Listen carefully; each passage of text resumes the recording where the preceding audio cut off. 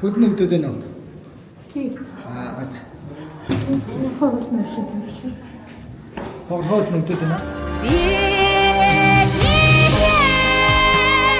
Сургаат ч сумч мөргсөн үгний тэгээд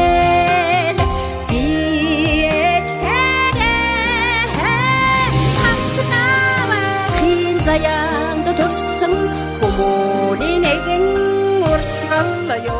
Аав маань 89, ээж минь 86 настай. Ингээд өнөөдөр төрийн дэд Алтан гац шагналаа. Доронтой аймгийн гишүүн Бадам сүрэн гишүүнээс ингээд аваад. Миний ээж бол мэдхийн Монгол Хэл уран зохиолын багш багаангийн багш. За тэгээ боловсролын байгууллагт ажилласан. Аав маань болохоор арт тээврийн салбарт ажилласан. Сэлэсрээс нь ахуулаад тэгээ жолооч баригадын дарга хийсэн. Бас ингээд энэ хоёр маань нэгэн цагт намайг дундаа хийгээ хөтлөө явж исэн бол өнөөдөр хүүн дунд нь ороод ээж хоёроо хөтлөөд ингээд одонгийн авах төрийн ордонд тавьж байгаа бас гоё хөв тавилан байна. Гавья шагналын чи өнөөдөр төр өндрөөр нэлсэн байна. Байгууллагууд ер нь 40 гаруй жил 50 жил ажиллаж байна. Сэтгэл их өндөр байна. Сайхан байна. Гоё байна.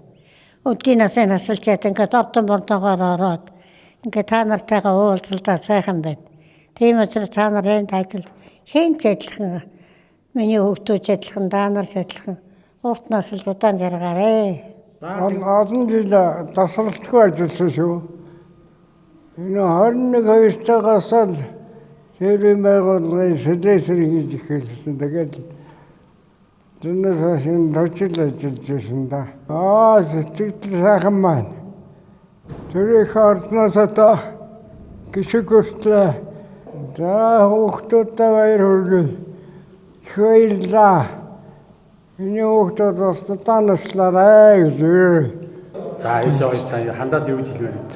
Ирүүлэг хурдад шөө олон жил наслаарай л гэж хэлнэ.